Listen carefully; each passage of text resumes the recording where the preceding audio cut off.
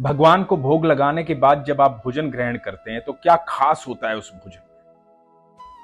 यदि आप भगवान को भोग लगाते हैं तो यह प्रसंग जरूर सुनिए, और नहीं लगाते तो जरूर ही सुनिए, क्योंकि तब ज्यादा जरूरी है।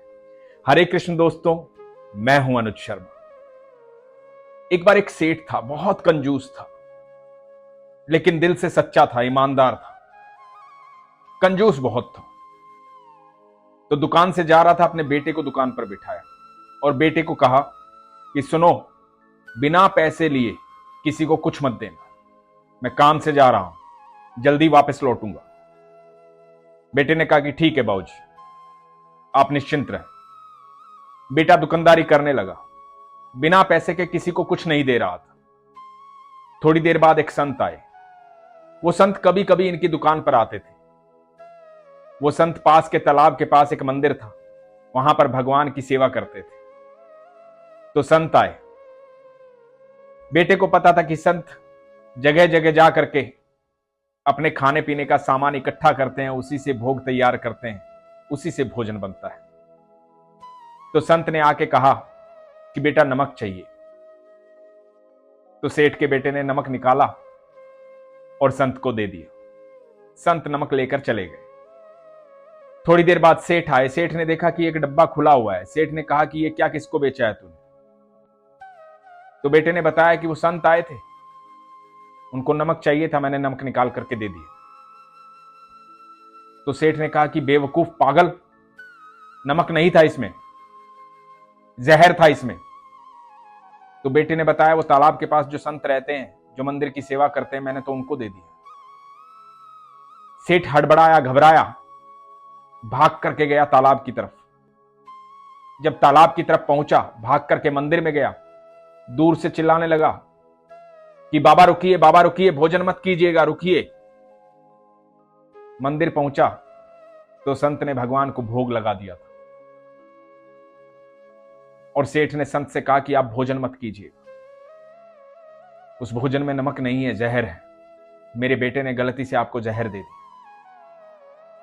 संत मुस्कुराए। संत ने कहा कि अब तो चाहे जहर था या चाहे नमक था, अब तो कुछ भी नहीं हो सकता, क्योंकि भोग मैंने मेरे भगवान को लगा दिया, और जो भोग इनको लगाता हूं वही भोग मैं ग्रहण करता हूं। मेरे भगवान ने जैसा भोग ग्रहण किया है वही भोग मैं भी ग्रहण करूंगा। तो अब जो होगा देखा जाएगा, सब मेरे ईश्वर की माया है, जैसी उसकी इच्छा, आप निश्चिंत रहें। संत के चेहरे पर थोड़ी सी भी शिकन नहीं थी, कोई घबराहट नहीं थी, कोई डर नहीं था। लेकिन सेठ डरा हुआ था, घबराया हुआ था, परेशान था। संत ने भोग लिया और प्रसाद ग्रहण किया, बड़े मन से, आत्मीयता से, दिल से भगवान का नाम लिया और सेठ को बोला कि आप जाइए, निश्चिंत रहिए। सेठ बोला कि नहीं, मैं यहीं बैठूंगा, मैं आपके साथ ही बैठा हूं, आपको कुछ हो गया तो। संत ने कहा कि यह प्रसाद था भगवान का, कुछ नहीं होगा, आप निश्चिंत रहिए। लेकिन सेठ कहां मानने वाला था। सेठ धर्मी था, भले ही कंजूस था। उसे लगा संत को कुछ हो गया तो एक बहुत बड़ा पाप मेरे हाथों हो जाए। सेठ वहीं बैठा रहा।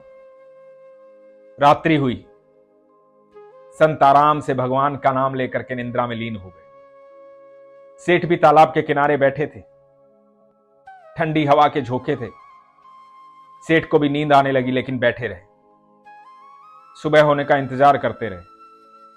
सुबह हुई, घबराए हुए थे, कभी संत ना उठे, लेकिन संत उठ गए। संत उठे और सेठ जी को हरे कृष्ण बोला, राधे राधे बोला, और मंदिर की तरफ जाने लगे। सेठ जी ने कहा कि महाराज आप ठीक है ना, बाबा आप ठीक है ना, बिल्कुल आप स्वस्थ है ना, कोई तकलीफ तो नहीं है आपको? संत ने कहा मुझे क्या तकलीफ हो, मेरा तो जो कुछ है मेरा ठाकुर है, मुझे क्या तकलीफ होनी, मैं बिल्कुल ठीक हूं। मैंने तो आपको रात्रि में ही कह दिया था कि आप जाकर के विश्राम करें, आप बेवजह ही यहां बैठे रहे, आप निश्चिंत रहें, आप जाइए। तो सेठ ने कहा कि ठीक है, मैं भी भगवान के दर्शन कर लेता हूं, फिर जाता हूं। मंदिर के द्वार खोले। जैसे ही मंदिर के द्वार खोले तो उन संत ने देखा, सेठ ने देखा कि भगवान का विग्रह काला पड़ गया था, बिल्कुल काला पड़ गया था। उस भोग में जहर था, लेकिन जहर भगवान ने अपने भक्त तक नहीं आने दिया, उसका भोग खुद लगाया। इसीलिए वो ईश्वर है। हम जब भगवान को भोग लगाते हैं तो भोजन की सारी नकारात्मक ऊर्जा दूर हो जाती है। वो भोजन नहीं रहता, वो प्रसाद हो जाता है, अमृत बन जाता है। अमृत को ग्रहण करना चाहते हैं तो रोज भगवान को भोग लगाएं, ईश्वर को भोग लगाएं। ईश्वर आपसे प्रेम करते हैं। इस दुनिया में, इस ब्रह्मांड में ऐसी कोई भी चीज नहीं है जो ईश्वर के भीतर नहीं है। भगवान श्री कृष्ण कहते हैं सब कुछ मेरे भीतर है, सब कुछ मुझसे ही निकलता है, चाहे वो विष हो चाहे अमृत हो, कुछ भी हो।